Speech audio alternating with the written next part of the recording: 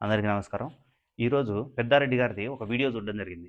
అందులో టీడీపీకి సంబంధించిన వాళ్ళదే నలుగురు పేర్లు చెప్పి వాళ్ళతో ఒక కమిటీ ఫార్మ్ చేసి నా మీద విచారణ చేయండి అని చెప్పారు. మరి మీ పార్టీకి సంబంధించిన వాళ్ళే కదా! ఆయనకు నమ్మకం ఉంది వాళ్ళ మీద. మరి విచారణ చేసి ఆయన ఏదైనా తప్పు చేసుంటే చెప్పమని చెప్పండి మరి. అప్పుడు యాక్సెప్ట్ చేస్తా అన్నాడు కదా ఆయన. మరియు మీరు సందుల్లో మాట్లాడుతున్నారు. ఏది? వ్యాపారస్తులతో. ఏమని చెప్పి?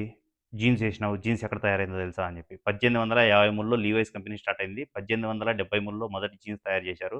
అదందరికీ తెలిసిన విషయమే. కానీ చాలా మందికి తెలియని విషయం ఏంటంటే తాడపత్రిలో లీవై స్టోర్ లేదు. యూఎస్ పోలో లేదు. చాలా బ్రాండ్‌లు లేవు. మరియు మీ ఫ్యామిలీలోనే చాలామంది వాటికి సంబంధించిన బ్రాండెడ్ బట్టలేసుకున్నారు. అంటే మీకు సంబంధించిన బట్టలు కూడా మీరు తాడపత్రిలో కొనట్లేదని అర్థమైంది. మీరు షాపింగ్ చేసే స్థితిలో కూడా లేదు. నగరం ఎంతో అభివృద్ధి అయిందంటున్నారు కదా!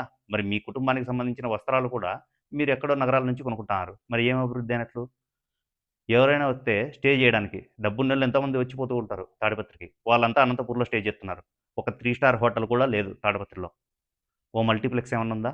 ఇవన్నీ ఏం లేవు. అభివృద్ధి అంటే కేవలం ఒక రోడ్డేపిచ్చి, వాటి మధ్యలో చెట్లు నాటడం మాత్రమేనా?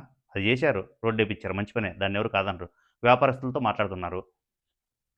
వన్ వే చేత్తాను అది ఇది అని జెప్పి. పార్కింగ్ ఎక్కడ పెట్టాలో చెప్పట్లేదు. ఇక్కడ పెట్టొద్దు అని జెప్తున్నారు. మరి ఎక్కడ పెట్టాలో చెప్పండి. పార్కింగ్ కోసం సెపరేట్ బిల్డింగులుంటాయి. ఓ టోకెన్ ఇచ్చి హవర్స్ ప్రకారం ఇంతని జెప్పి తీసుకోండి పర్లేదు డబ్బులు. మరి ఎక్కడో ఒక చోట పార్కింగ్ చేయాలి గదా! బిల్డింగ్స్ ఇలా ఉంటాయి చూడండి. మీకోసం ఫోటోలు గూడా తెచ్చాను.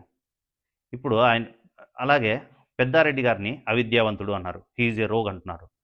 ఆయన అవిద్యావంతుడు అన్నారు గదా! ఎంతో సంస్కారంగా మాట్లాడారు. చదువు రాదంటున్నారు. ఎంతో సంస్కారంగా మాట్లాడారు. నిజాయితీగా మాట్లాడారు. మీ మీద కేసులు పెట్టారని చెప్తున్నారు. వాళ్ళు మీ ఇంటికొచ్చారని చెప్తున్నారు. మరెందుకు వచ్చారో చెప్పాలి గదా! ఓ విషపాముని సాకారు జానెడుండేది. అది ఇష్టం వచ్చినట్లు బుసకొట్టింది. ఆ పాముకు మాట్లాడడం తెలుసు. నోరుంది గదా అని. వీళ్ళకి చెయ్యుంది గదా అని కొట్టడం తెలుసు. కొట్టారు. మరి అది చెప్పరే? ఆయన మాట్లాడిన మాటలు చెప్పరే? మా భార్య మీద కేసులు పెట్టారన్నారు. మరి మీ విషనాగుతో అక్కడోళ్ళని తిట్టిచ్చారు గదా! వాళ్ళని. మరి అది గూడా చెప్పాలి గదా మీరు. ఎలా తిట్టిచ్చారు? ఎంత బూతులు తిట్టిచ్చారని జెప్పి. దయచేసి అర్థం జేసుకోండి. అభివృద్ధి అంటే మీరు చూసిండేది మాత్రమే గాదు. ఇంకా చాలా ఉంది. ఇప్పటికైనా పార్కింగ్ స్పేస్ క్రియేట్ జేసి ఇవ్వాలని కోరుకుంటున్నాను జనాలకి. కావాల్సింటే డబ్బులిత్తారు జనం. ఫ్రీగా ఏం అవసరం లేదు. దయచేసి అర్థం చేసుకొని రోగ్ అనడం మానేసి ఎదుటి వాళ్ళని రోగ్ అంటున్నారు. మీ బిహేవియర్‌ని గూడా అది రోగ్ బిహేవియరా? కాదా? అని ఒకసారి చెక్ జేసుకొని ఇప్పటి నుంచైనా ఈ గొడవలన్నీ మానేసి నగరాభివృద్ధి కోసం కృషి చేస్తారు మీ ఇద్దరు అని జెప్పి కోరుకుంటున్నాను. నమస్కారం.